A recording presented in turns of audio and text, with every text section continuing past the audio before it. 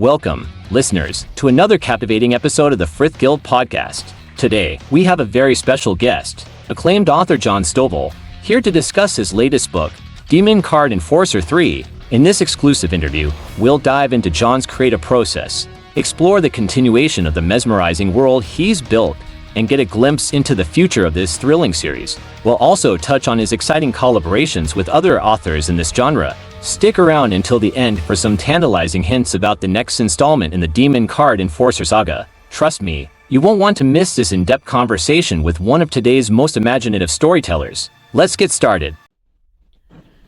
Welcome back to the Frith Guild podcast. I'm your host, Eric. And I'm co-host, Scott.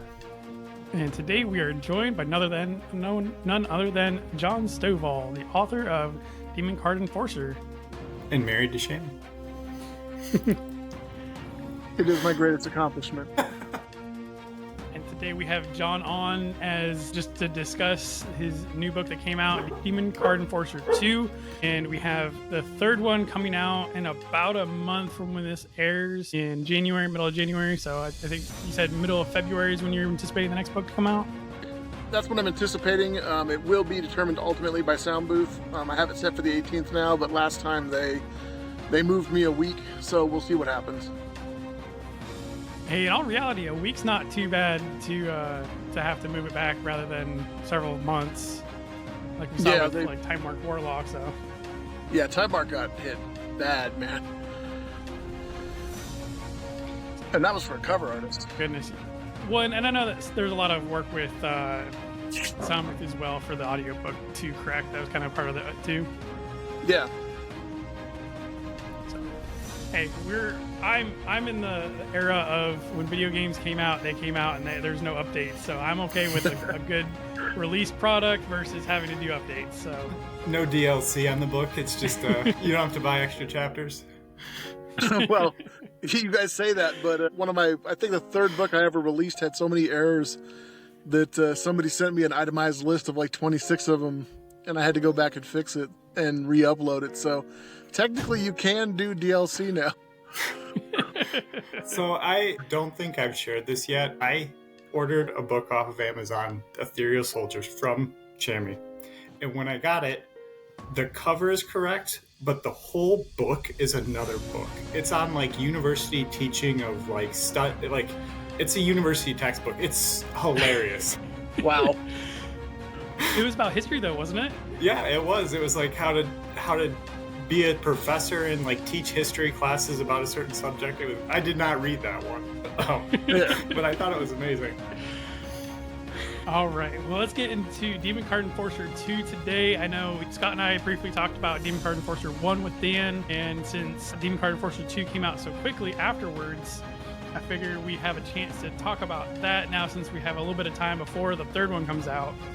And, kudos to you for pumping out the books like you are. Like, I love it. Absolutely love it. And just to give kind of a quick recap for those who haven't read Demon Card Enforcer 1, give a little backstory. So pretty much it's like Yu-Gi-Oh! Or Magic the Gathering, but real life. So people get decks of cards that they can play in real life, and those monsters come to life and can fight and battle and do magic and all sorts of great things. And it is a lit RPG, both Demon Card Enforcer, the whole series is lit RPG as well. So a lot in terms of stat building and deck building, and the cards have different, factors that they can impact the field. So now, John, with number 3 coming out here shortly, how many books do you anticipate for the whole series? Probably 4. Although that's just the series. The world will have considerably more in it. The first book of Shadow Card Guardian has been finished in rough form by Casey Azell. She's another Dragon Award nominee author like Shammy, and she decided to write in my universe, and that book will be releasing to Royal Road probably on drop night, ironically, New Year's Day. And then she'll probably be releasing it to Kindle in February or March. And I already have the vast majority of book 1 of Card Apocalypse done, which is also set in the same world. So, the series will probably conclude with 4 books, but the world, who knows, going for a while.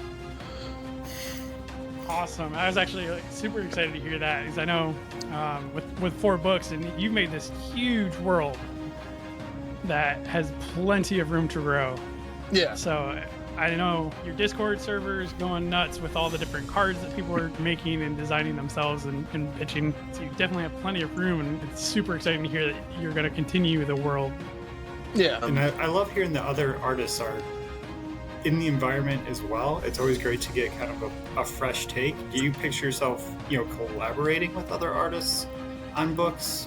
Or is it just kind of let the world expand as it may? So I collaborate. This isn't actually that much if you think about it, but I've probably spent 80 to 100 hours working with Casey Azell on her book almost entirely, card design, things like that, reviewing the world for system accuracy, basically. I mean, she's a better storyteller than me, frankly, so I didn't really need to do any work on that. But for system design, for world consistency, card design, things like that, I did the vast majority of the early work. She started making her own cards and such, but the initial 40 or 50 cards you would see probably I created working with her. I mean, not just like, I was like, here, what you do. No, she had all the ideas, but I did most of the initial design work on that kind of stuff based on her specifications, and then since then she's kind of just taken over most of it herself. But probably in excess of 100 hours that I spent working in that world, or her portion of the world. So now, with this book or this series that you have, how's the feedback been in comparison to your other book series that you've had, like your Corrupted Core series, your other series that you have already published? The direct feedback has been superior to any other series I've made. I've had a couple people be like, wow, this is amazing. I had somebody compare me to Matt Dinneman in quality, which I think is a huge stretch, but even having one person mention it is a huge ego boost. So that's been really exciting in that sense. But in terms of sales, I think Corrupted Core is still my number one book. Now, it's getting closer, but I think I sold about 50% more Corrupted Core books over its lifetime than I have this one. I mean, we'll see what happens with the next release and the release after. It may catch up, but I think Corrupted Core is still probably my number one series. I mean, certainly at this point it is. I don't know if it'll stay that way or not. We'll see. And the release of other books in the world, like Shadow Card Guardian, will link back to Demon Card Enforcer. So it's entirely possible, this will become the new number one series financially as well. But we'll have to see. Don't know yet. It's probably going to be the number one no matter what, because Sound Booth Theater is moving so very many audiobooks, and I've never really moved many audiobooks. But ebooks, it's still considerably behind Corrupted Core. How long has your Corrupted Core series been out in comparison to Demon Card Enforcer? 3 years. It came out in June of 21, so 3.5 years. So yeah, it's been out longer, no doubt. But I mean, it made 90% of its sales in the first 18 months, so I'll probably just sort of mentally assume that's where my comparison point will be. But yeah, we're only in month 3 of this one.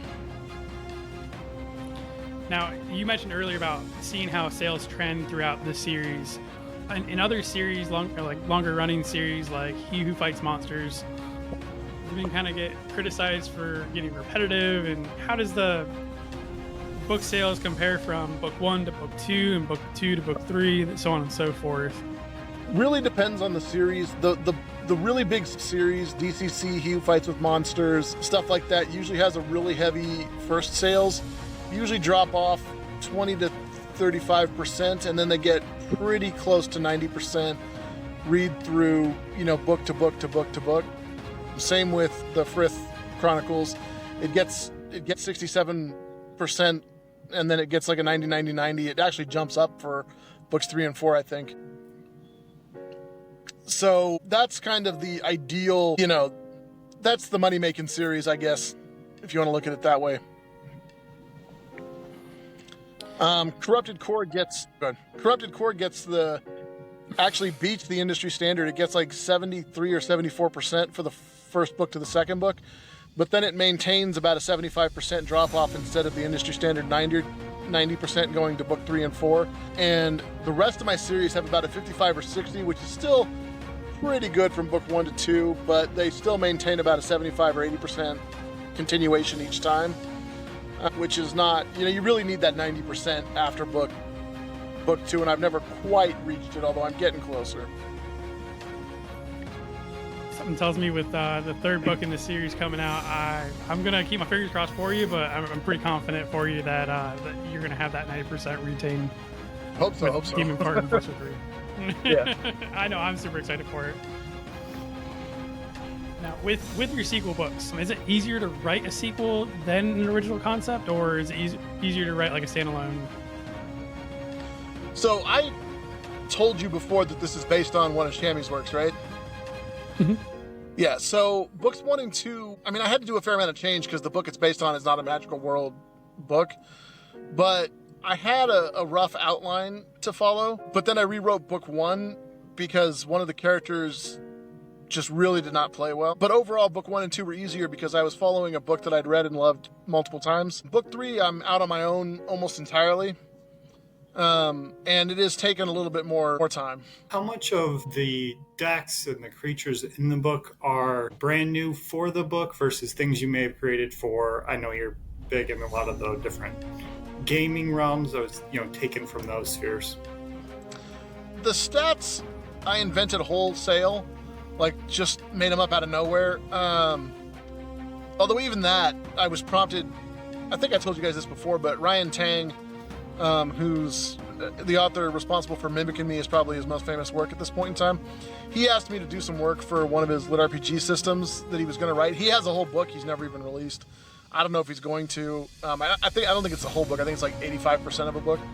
But he made an entire book based on a card game system, and he wanted me to work with the card game. And what really happened is I made the card game system for him, for his work, but it was for his stuff. It's not something I'd ever worked with before or anything like that. And then I got so excited by the card game system, I wanted to write a story around it. And he never ended up really using it. So we've talked. He may end up writing the world too. We'll see. Not sure. But yeah, that's where that came from. There's very little first order creativity in this book, like the kind of thing where you dream up a whole idea or a story or something like that. It's very much put together like an engineering project and less like a science project or something. It's definitely turning out pretty well so far for you. Getting into a little bit more of the Demon Card Enforcers themselves. Sorry, Scott. Did you roll? Okay. With between Wolf and Shell, is there something what do you personally like most about the two of them?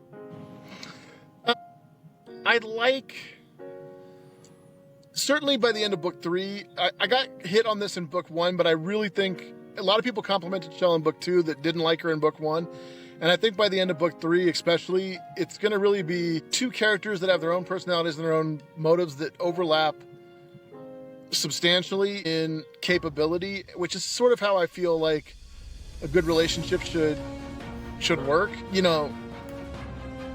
And I guess that's what I like about them. I mean, this is a bit of a spoiler alert, but I think most people would say that technically speaking, by the end of book 3, Shell's probably running the stronger deck in terms of card rarity and things like that. But it's very much a very, very, very different deck than Wolf. He still has his role, which as we all know is to punch and shoot things. And she has a different role, but they're both very strong. Again, arguably she's stronger in terms of total quality of deck, but there's certain things her deck can't handle, certain things his deck can handle, and I think it fits both of their personalities really well. And I like different but complementary. It's probably my many, many years as a dungeon master / role-playing person, but I like when, people have a role and they're really good at it, but they work really well with the team.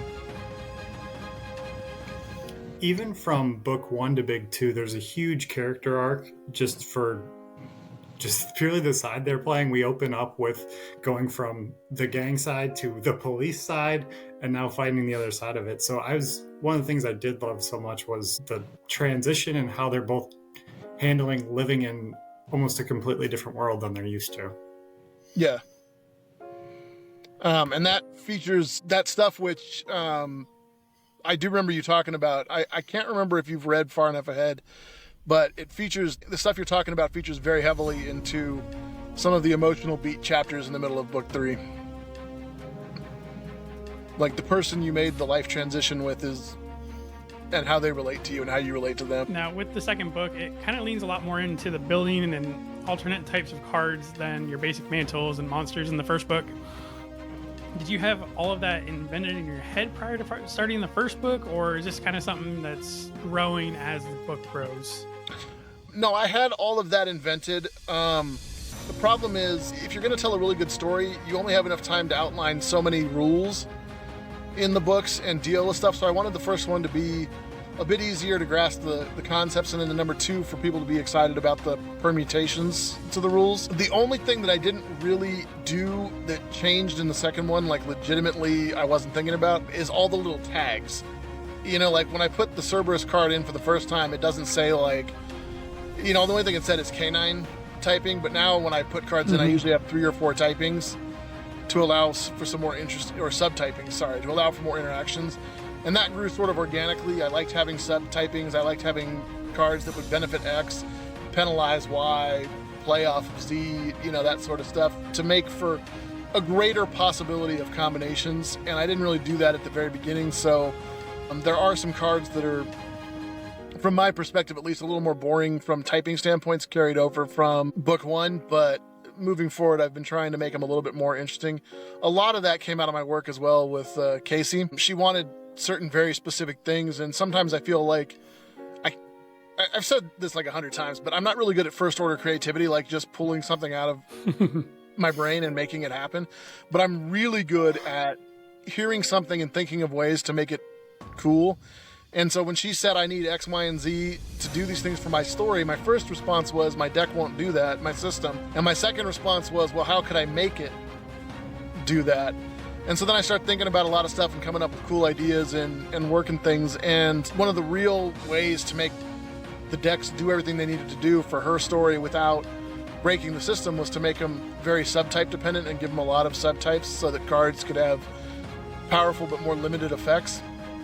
And that got me thinking a lot about my own stuff in my own books. And so books 2 and 3 have drawn fairly heavily, and I've gone back and made some alterations to book 2 before it released and stuff like that based on the work I did with her. But as far as the orphans, the building cards, things like that, those were all laid out ahead of time, but I just didn't want to mess with people too much. It is very interesting to see, you know, towards the end of book 1, you start to get the orphans coming up, and into book 2, you get a lot more of, like you said, those more subtypings, and it just, you can feel the growth of it throughout the process, which I definitely really loved. Going from book 1 to book 2, it very much felt like book 1 was like, there's a lot going on here and you're not going to be able to take it all in, so just dip your feet in. And book 2, where I thought it just really shined, was actually being able to dive into some of those more specific details, more nuanced cards, and more nuanced play between them. So I loved the growth of it and how you're able to expand on the system. Thank you.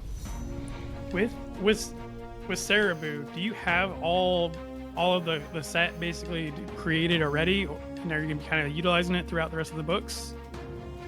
So yes, but I'm very open to feedback is the best way I can put it, and I had to already adjust one card that was in book 3 because everybody hated it because it was too weak compared to the other cards, and I ended up finding a use for it and changing it up going forward. So, you know, yes with an asterisk is the answer. Also, I'm giving very serious thought to allowing my fan base to pick the final card, whether he takes upgraded Cerebu or the Gate to the Infernal, the actual building card. So I may end up sort of playing with those, making both of them and putting them out for people to see. I'm not sure yet. Some people have told me that if Cerebu doesn't get picked, there's a couple people that'll be super angry, but I don't know. I've had a lot of fun with letting my fans pick some stuff, so. I love the concept of having, you know, if you get all cards to this set, then X happens, XYZ happens. I love that anticipation, and the fact that he got the second card at the end in the first book. Like, I'm like, oh, he's going down that road. Like, he's gonna get them all, and he's gonna be able to do whatever he wants, and like, this is amazing. So for me, I am super excited and in anticipation of, obviously, if however it plays out, it plays out. But again, that's something that I'm very excited about.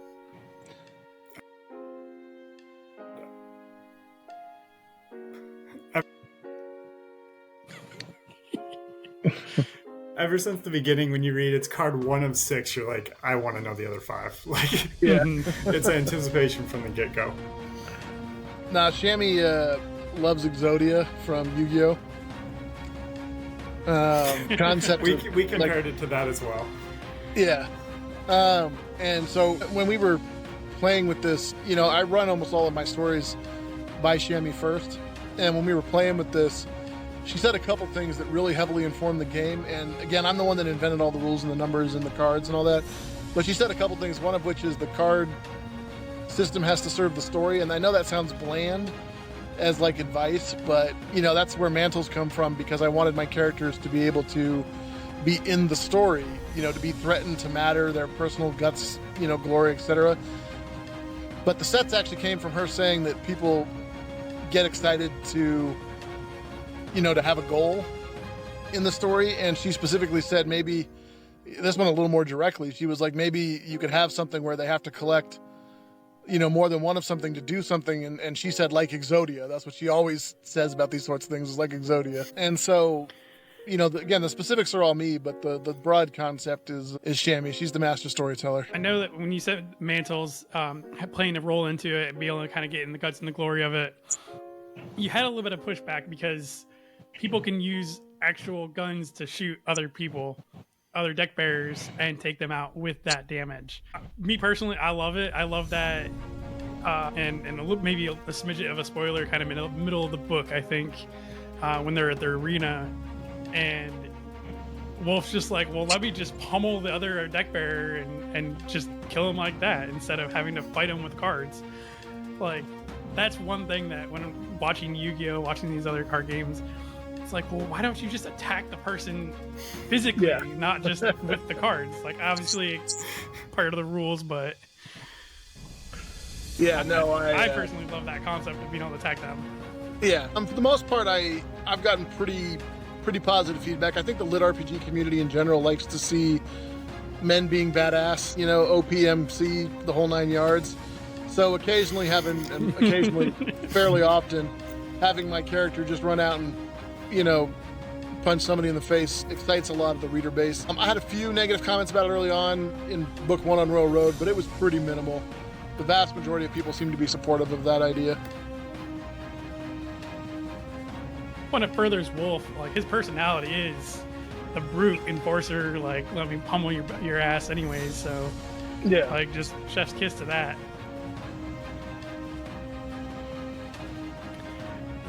I have a personal question is, you use the word clip, and this is just me being me, and I know weird subject, weird topic with people, but is there a reason you use clip or instead of magazine? So the real reason is because I don't know what I'm doing. So I'm not a gun guy, and I don't mean that in the sense of like philosophically. I'm very pro 2A. You just haven't had a lot of experience with it. Yeah, I have zero experience. Right out of high school, I went to college. Right out of college, I went to law school. My hobbies include dungeon mastering, things like that. I was a very active child. I did do wrestling, but that's the extent of the physicality / I guess aggression behavior in my life. I very much again, support people that want to have guns, but it just wasn't a thing for me. Even now, I find it vaguely boring is the best way I could explain it. And so this was actually a significant research part. Now I'm going to forget the guy's name and sound like a jerk, but Raven's Dagger, who does Magical Gunslinger Girl, I think, actually did some beta reading of my very first one, and he immediately said that I really needed to learn my guns and stuff like that. And so I went through and did learn a lot of guns, and I tried very hard to learn a lot about 3 or 4 specific guns so I wouldn't make mistakes, and I limited my own character's knowledge. Wolf knows pistols, but he does not know lots of other guns, and I did this to limit my liability, if you want to look at it that way, of getting in trouble with people for not knowing what I was talking about. And I did all that stuff and somehow never learned until after the fact that clips are supposed to be called magazines. And so that's just flat out author error. There's no way to get around that. There's no way to sugarcoat it. I mean, to be honest though, like in the South, if you call soda pop, Yeah, it's similar concept. It's the same thing. It means the same thing. It just depends on who you're talking to. I personally have grown up. It's always called a magazine. Me personally. So please don't by any means take me as an expert. But in terms of specific complaints across most of 3 books, the number one complaint I've probably gotten is the magazine clip thing. So I don't think it's just you. I guess there is a little piece of me that's always like, guys, you know what I'm talking about. But I also understand that it makes him sound like he doesn't know what he's talking about, which is the big problem. So, but yeah, author error. I personally thought it fit with his role of like, hey, like I'm not official. Like obviously I know it's probably called a magazine, but I'm going to call it a clip because that's what we use in the gang. Right, and honestly, like, I know people that are gun aficionados, I guess I'll say, and they still call it clip, and it cringe every time. But like Scott said, like it shows that his like street smarts of I grew up. This is the slang, or this is the word for it. This isn't the official, you know. Well, I'm writing another. I imagine totally, like having like a formal education. I'm writing another totally unrelated urban fantasy, and I will not make the mistake of using clip in this one. So I can't be taught. I'm just waiting for it to be in a different world where they're not called either of those. It's called something completely different. No, I've been trying to actually. It's funny.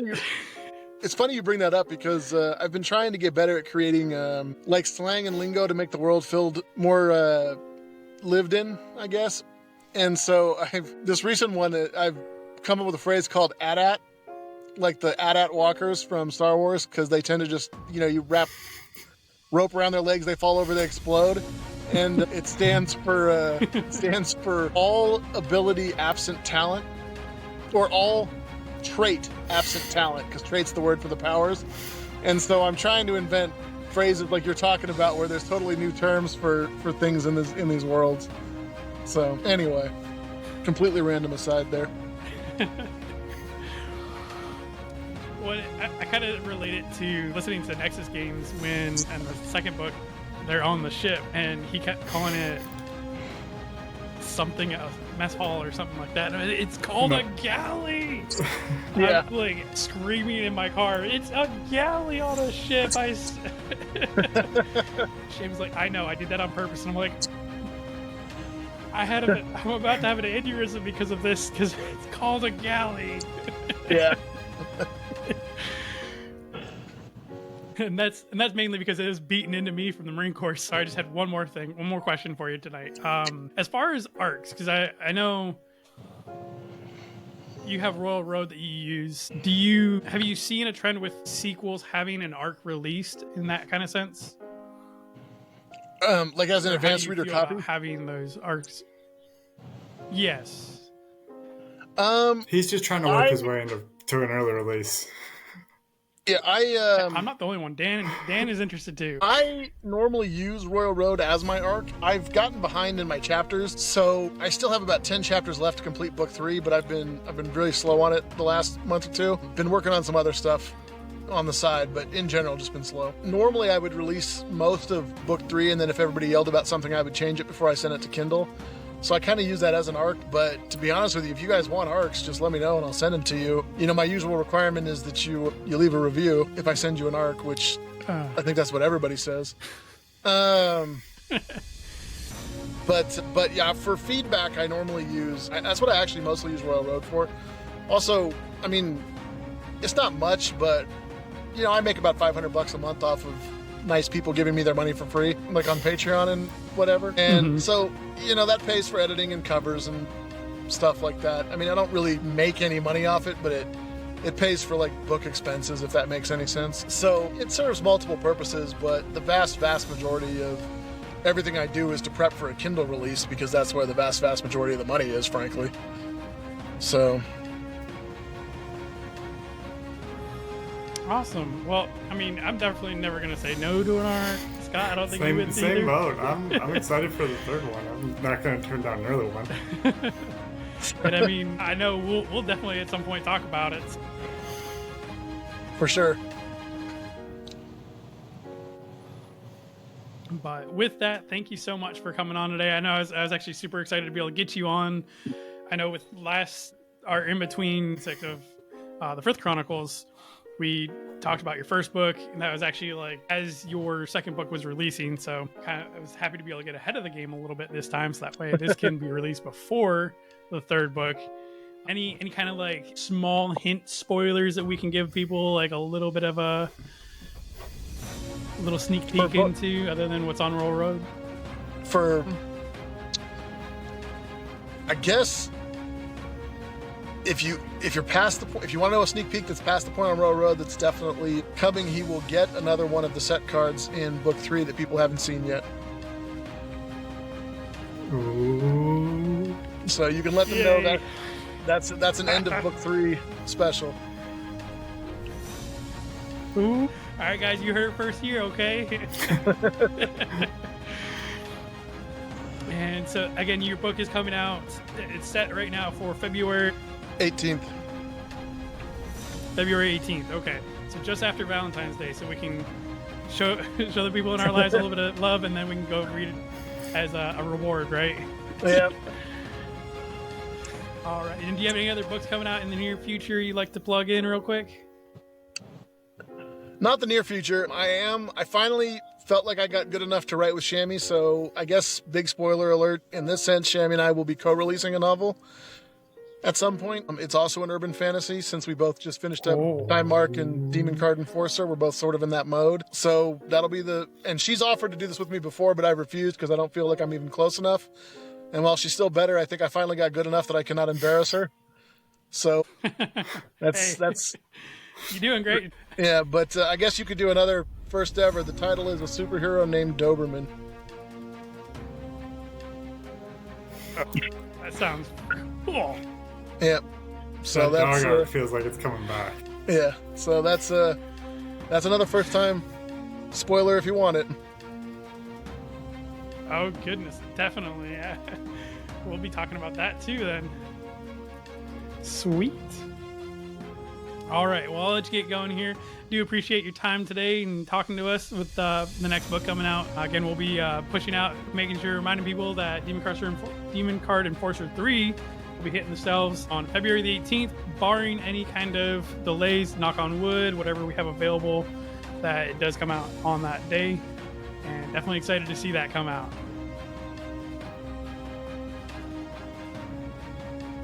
Absolutely. All right, and we'll catch you guys next week as we begin chapters 26 through 30 of Warlord Arcanus. Oh my